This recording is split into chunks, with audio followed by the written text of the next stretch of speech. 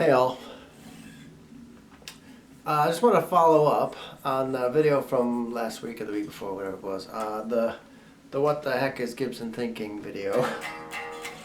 That had a lot of conversation going, which was really cool, I thought.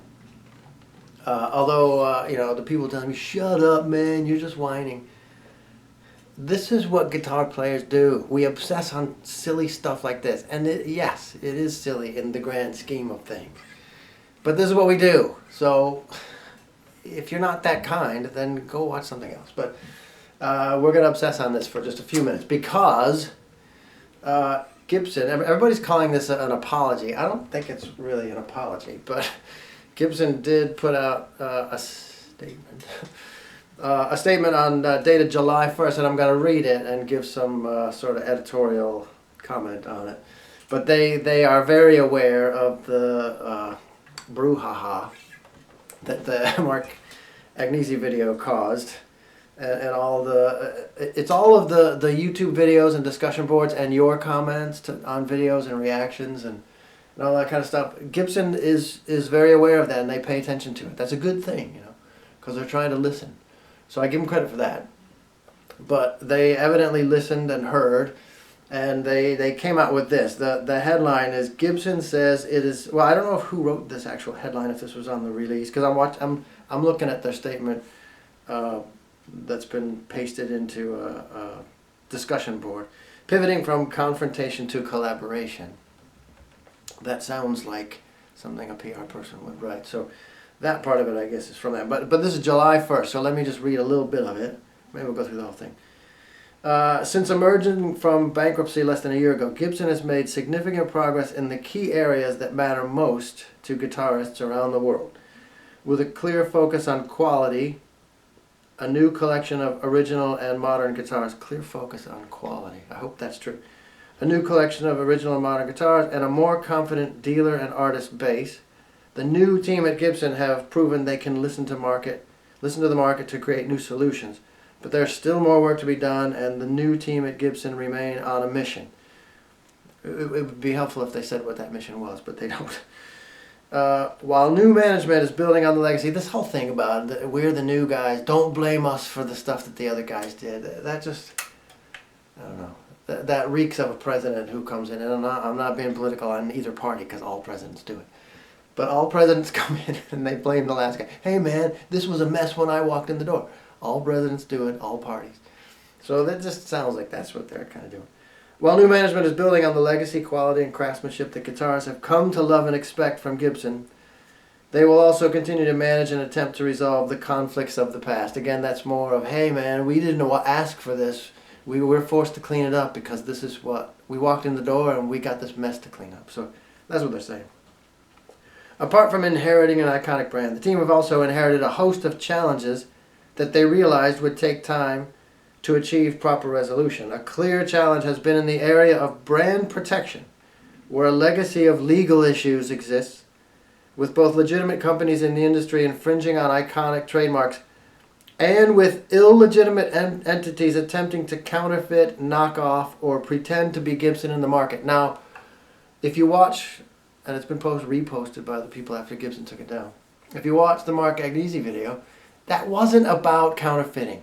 It wasn't. It's just not. They can say that and act like that, but it wasn't. It was about, the lawsuit against Dean a week later shows what it was about. It was about people copying designs, and there's no question. People copy Gibson designs, the Flying V and the Explorer. Those Dean models are copied from that. It's a question of whether or not that is a protected piece of intellectual property, and Gibson has tried many times to sue over this. The lawsuit against Dean, they filed that and lost it a bunch of times against other companies. The Paul Reed Smith, I think it was maybe 10 years ago, but Paul Reed Smith came out with that single cut, and Gibson sued because they said it looked too much like a Les Paul, and they lost. Gibson lost. So, and I'm pretty sure this was the timeline. Somebody check me on this. They lost that lawsuit. And then Gibson's response was, they came out with the double cut that looks just like a PRS. So I just don't give them the benefit. I don't give Gibson the benefit of the doubt on that. Sorry, I don't. Over the past 8 months, the team have successfully dealt with over 4,500 counterfeit and knockoff guitars coming from overseas that were clearly designed to confuse the consumer into thinking they were buying a real Gibson. Great, but 4,500 counterfeit guitars, that's just a drop in the counterfeit ocean. I mean, you got to do this on, on a grand scale, because like seizing a few guitars that come in through a port authority or something, that ain't gonna cut it. Since November 2018, there have been dozens of counterfeit websites, takedowns. This whole paragraph is about the going after the counterfeits. Now, again, I said this in the other video, and a lot of people made the same point. If that were what this was about, why didn't Mark just go out there and say, we're declaring war on the counterfeiters? What they should have done was, Mark should have sat there with a genuine Gibson. This is a genuine Gibson. It's been hand converted to Pete Townsend specs, but this is a genuine Gibson Les Paul Deluxe, 2015. It's got the 100 logo on it. He should sit down with a real one, and then sit down with a Chinese counterfeit Gibson and say, this is the quality you get with a real one. Now, granted, quality's a sensitive subject right now for Gibson, but then say, and here's what you're going to get for the whatever you're going to pay. They're $250, $300. They're easy to find. Here's what you're going to get with a counterfeit. The flame top on it is probably not an actual flame maple top. It's probably a graphic sticker that they put on there and then lacquer over it to make it look like that's flame maple. You're going to get all kinds of problems with the frets. All that stuff. The pickups are probably Epiphone pickups. The tuners are going to suck. They should have done that kind of video. That would have been great, man. People would have eaten that up, and I would have been cheering, man. I would have done a response video saying it's about time. Thank you, Gibson. But they didn't do that. They blew it, and they went after. Well, the lawsuit against Dean tells you who they were going after. So okay, anyway, recently, this is the good part. Recently, there has been a wide spectrum of both support and criticism for the approach that has been taken by Gibson in the market regarding brand protection. Now, I don't believe that it's been a wide spectrum. I believe there's been both support and criticism, because even on my video, people were saying, "Oh, come on, you're being too hard on Gibson. They have a right to go after people who infringe on their trademarks." But it's not a wide spectrum. It's about 95 to 5 in favor of people who are ticked off at Gibson, and 5 for the people who said, "Oh, come on, cut them some slack." The other thing is people defending Mark Agnesi. I know enough about the public relations game to know that a director of brand experience, or whatever his title is, does not just get handed a script and say, "Oh, okay, I'm supposed to sit in front of a camera." That's not how it works, man. That ain't how it works. He's an active participant in that. They had discussions about it. They wrote it. They wrote out a script which he was part of. So I don't give Mark a pass. He doesn't get a pass for doing something, for being part of something that was a bad idea. Clearly was a bad idea. They wouldn't have taken the video down if they thought it was a brilliant stroke that was working, So while there are clear lessons to be learned around tone and legal explanations, that's why people were ticked off, because they didn't explain it legally, right? The past few weeks have provided a real-time opportunity for Gibson to start making the pivot from less legal leverage to more industry collaboration with appropriate levels of awareness. Yes! You shouldn't have had to learn that lesson, though. You should have known it. You should have known it. Gibson has a history of going after boutique makers. They just do.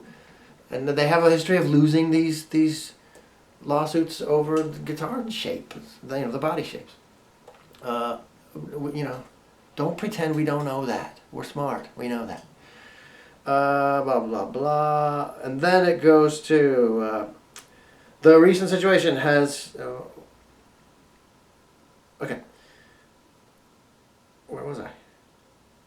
With regard to other brands and companies in the marketplace, Gibson has filed specific lawsuits over the past several years with the intention of protecting its original trademarks and to avoid consumer confusion in the market. All of the recent attention of the few lawsuits in process stem from several years of legal action initiated well before the new leadership arrived in November of 2018. Don't blame us, man. It was the last guy. We hate him too. That's what they're saying there. With specific regards to the inherited and ongoing legal dynamic with Dean Guitars, the new Gibson team have made several attempts to communicate with them directly to avoid a prolonged legal battle. Yeah. What were those communications? Hey, Dean, we don't want to have to drag this out and drive you to bankruptcy with lawsuits and legal fees, but, you know, if you just agree to stop selling all your stuff and cut us a big check for damages, we could make this all go away. This is what I'm envisioning of that outreach to Dean. Blah, blah, blah. Gibson has genuine intentions of construction resolutions that could be beneficial to both sides. I don't believe that for a second. The recent situation has led the team to reevaluate their approach going forward with the intention of finding more constructive solutions to managing brand protection in the industry. Yeah, bullying is not a good look. That's what they're acknowledging, that you and I already knew. 6-year-olds are supposed to know that too. Industry over the past few weeks have made significant progress in reducing counterfeit attacks, and they have entered into creative collaboration agreements with key boutique guitar makers and other related industry parties. Good, I applaud this. A clear indication of their intentions going forward. Then goes to, it ends up with a quote, a paragraph quote from the new CEO, J.C. Curley. I'm proud of the progress we've made with our attention to quality. You ought to look at that line again, Mr. President. I'm proud of the progress we've made with our attention to quality with the launch of the new collections and with our renewed engagement to our Gibson authorized dealer base. Now, I heard 10 years ago that one of the bullying tactics that Gibson was using with mom and pop guitar sellers was they went to that. I think they had an exclusive agreement with Guitar Center, Sam Ash, all the big ones, Musicians 123, Music Exchange, or whatever that Musicians Exchange, the big online ones. That those were the only sellers that were allowed to advertise prices. I had heard from a mom and pop that they weren't allowed to. They could sell Gibsons, new Gibsons, but they weren't allowed to advertise prices. That is not a collaborative relationship with guitar sellers. That's an attempt to drive up the price of Gibson guitars by only allowing the big volume sellers to advertise prices. That's just a naked attempt to do that. At the same time, we acknowledge there are still legacy challenges to solve going forward. Again, hanging it on the last guy, which I'm not a big fan of. Especially around brand protection, market solutions. It's time to make the modern day shift from confrontation towards collaboration whilst still protecting our brands, and we are committed to making this happen now. So if anyone was wondering or had any doubt that a lawyer and a PR director sat down and wrote this, the word whilst should dispel any doubts about that. So not exactly a genuine response from Gibson, but there are some positive things in there. That they are saying, okay, we get it, we hear you. You're right, you called us bullying. That probably was a dumb thing. We're rethinking that. We're gonna try to work things out. Because the fact is, as a strategy, a business strategy, this lawsuit thing, that's not gonna sell you one single guitar. Suing Dean is not going to sell any guitars for Gibson. Going after boutique makers, it's not gonna sell any Gibsons. In fact, it's likely, I think, to have the opposite effect. Just look at the comments, not on my video on the Gibson thing, all the guitar YouTube channels that did a video on it. People saying, I'm done with Gibson. Even those videos of people putting tape over the Gibson logo. If anything, this strategy of going after the little guy, and by comparison, I consider Dean, I guess, a little guy compared to Gibson. Certainly in brand awareness, that little guy. That's not going to sell guitars. It's just going to alienate a lot of people who've been faithful Gibson buyers. I don't envision myself buying a new Gibson anytime soon, or probably ever. I'm going to be 51 in a couple of months, so I don't know how many guitars I'm still going to buy. But probably not a new Gibson. I got a Jones for a gold top, but I'm not going to buy a new one. I'm surely not going to buy a new one. I'd even buy a Norlin before I bought a new, 2019 Gibson now. People knock Norlins all the time for quality, but I'd take one any day over a new Gibson. So that's Gibson's response. On the plus side, they are listening and they are aware that the guitar community really wasn't receptive to that strategy of the defiance that Mark Agnesi showed in that video. And let's face it, he is really kind of the face of the company. It's not JC. It really is Mark. He's the guy that people really know, I guess. And so that was not a good idea. They've acknowledged it. That's good.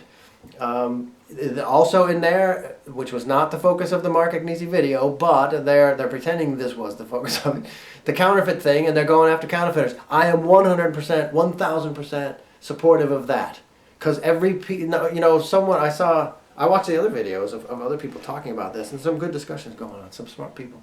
But one guy did say, well, the thing is, everybody who buys a $300 Gibson Les Paul online, everybody doing that is fully aware that they're not buying a real Gibson, that they're buying a pirated counterfeit guitar. That may well be true, right? Unless somebody out there is dumb enough to think, wow, I found the steal of a lifetime. It's a brand new Gibson Les Paul for $300. There might be somebody that stupid. Maybe there is. But it's not the first buyer that's the problem with these counterfeiters. Most of them know that they're just buying something that in a bar gig from 10 feet away looks exactly like a Gibson Les Paul. It's the second and third and fourth guy who buys that guitar. So, this guitar, suppose I love this so much, I'm going to die with it in my arms. Yeah, okay, well, once I'm gone, somebody else is going to get this. Someone's going to sell it to someone else, or I'm going to sell it to someone else. Every guitar gets sold to someone else unless somebody smashes it. So somebody buying a fake counterfeit Gibson today might be well aware of it, but 5 years from now, 10 years from now, 20 years from now, somebody might be paying full price not knowing that that's a fake Gibson. That's the problem with the counterfeit guitars. So at any rate, watch some of these videos. People are commenting on the apology thing. And again, there's some good dialogue going on. But the thing is, engaging on this, commenting or just viewing it is engaging it. Reading a blog post or reading some discussion board about this and commenting, Gibson is listening to that. So the power of the consumer, the guitar buying consumer, is to engage on this and make your thoughts known, make your comments known. They read these comments, of course they do. That's why they have issued this. That's why they have responded on July 1st. They took it all in, they sat down and they thought it through, and they're responding. So comment, watch, listen, engage on it, because Gibson, I think, to their credit, wants to hear what guitar players have to say. So that's good. They're listening. So some positive attitudes. I think still a little bit too much denial for my taste, but what are they going to do? They can't come out and just eat crow. So they're trying to still be protective of their brand. I get that. They should be protective of it. It's just the way you do it, of course, is the issue. So play on and come to your own conclusions about where you stand on this later.